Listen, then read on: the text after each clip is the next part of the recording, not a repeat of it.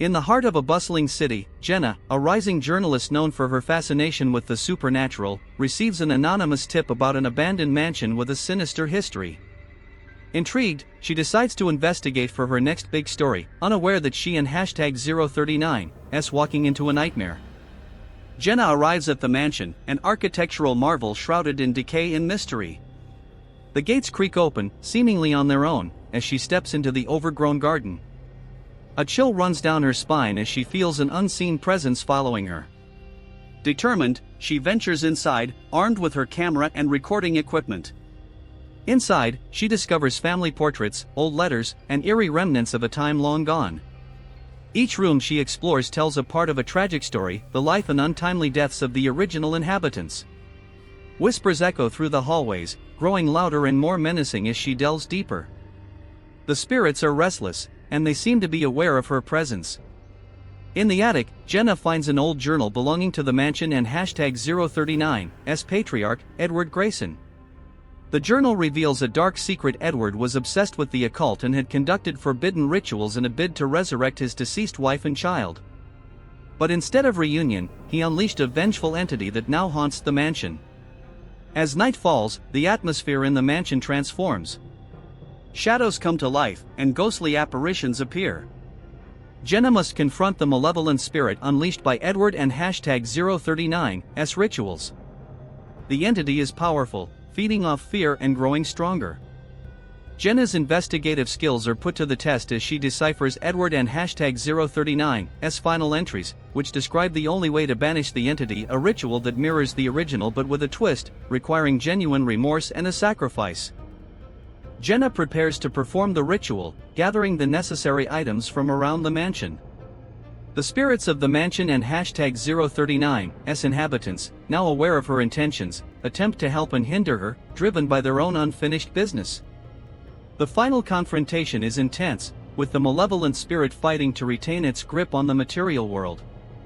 In a dramatic climax, Jenna realizes the sacrifice required to complete the ritual is not of blood but of memories, her own cherished memories of her late mother, who had inspired her career in journalism. With a heavy heart, she performs the ritual, releasing her memories into the ether as the spirit shrieks and finally dissipates. Jenna escapes the mansion, now a hollow shell without its haunting presence. Though she has freed the spirits, she is left with a profound emptiness from her sacrifice. She publishes her final story, and quote, "The Phantom's Whisper," end quote, revealing the tragic tale and the dark powers that once claimed the mansion. As she signs off, Jenna can and #039 help but feel that some whispers never truly fade.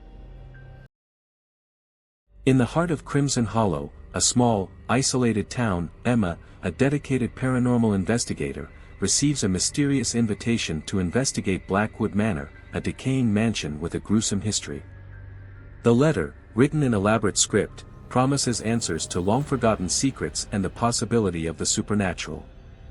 Emma, intrigued by the possibility, accepts the invitation, unaware of the dire peril ahead. Emma arrives at Blackwood Manor, its grand facade now crumbling and covered in vines. The air is thick with a sense of foreboding.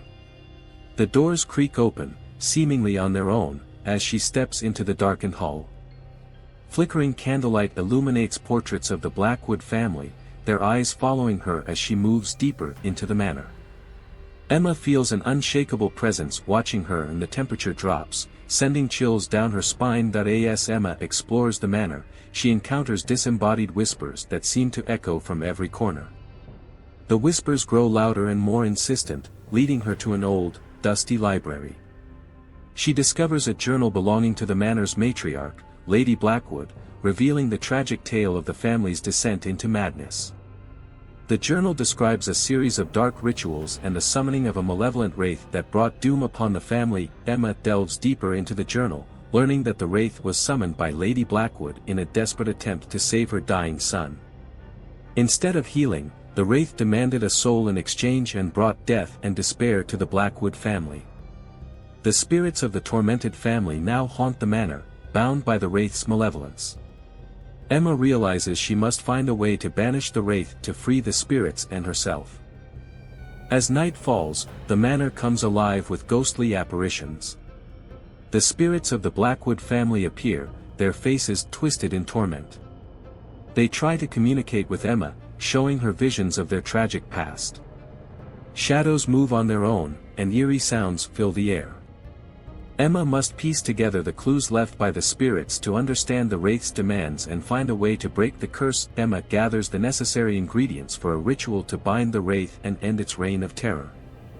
She discovers that the ritual requires items from the manor, each imbued with the Blackwood family's essence: a lock of Lady Blackwood's hair, her son's favorite toy, and a piece of the Wraith's summoning circle. As she collects these items, the Wraith's presence grows stronger, trying to stop her at every turn. With the items gathered, Emma returns to the main hall, where the Wraith manifests in a horrifying form. The air crackles with dark energy as the Wraith attacks, trying to claim her soul. Emma musters her courage and begins the ritual, reciting the incantation from Lady Blackwood's journal. The battle is intense, with the Wraith's dark power clashing against the ritual's light. The final words of the incantation echo through the hall, and the Wraith screams in agony. The dark energy dissipates, and the Wraith is banished from the manor. The spirits of the Blackwood family are finally released from their torment, their faces transforming from agony to peace. Emma collapses, exhausted but relieved, knowing she has freed the manor from its curse. Emma leaves Blackwood Manor, her heart heavy with the memories of the tragic family. She returns to Crimson Hollow, forever changed by her experience. The manor, now free of its malevolence, stands as a silent monument to the Blackwood family's sorrow. As the first light of dawn breaks, Emma vows to continue her quest, helping other restless spirits find peace. Her story, end quote, the Wraith and #039, Lament, end quote, becomes a legend, captivating all who hear it and reminding them of the thin line between the living and the dead. In the eerie town of Ravenscroft, whispers of an ancient evil echo through the mist-clad streets. A curious student named Daniel stumbles upon a forgotten journal in the dusty attic of his ancestral home. The journal belonged to his great-grandfather, a renowned occultist. As he reads it, Daniel discovers cryptic notes about a dark artifact, the Shadow Amulet, with the power to summon malevolent spirits. Daniel, driven by a mix of curiosity and reckless ambition, attempts the ritual described in the journal, despite the dire warnings. The atmosphere becomes heavy with a malevolent presence as the air crackles with dark energy. Shadows in the room grow and twist, taking on forms that haunt him. The moment Daniel completes the ritual, he unleashes a vengeful spirit bound to the amulet, the Shadow Wraith. The Shadow Wraith, a dark figure with hollow eyes and a presence that exudes dread, begins to haunt Daniel. It appears in mirrors, lurks in shadows, and whispers terrifying threats. Daniel and #039's nights are plagued with nightmares, and his days filled with eerie occurrences. The Wraith feeds on fear, growing stronger with each passing moment. Daniel realizes he must find a way to banish the Wraith before it completely consumes him. Determined to rid himself of the Wraith's grasp, Daniel scours Ravenscroft for clues and guidance.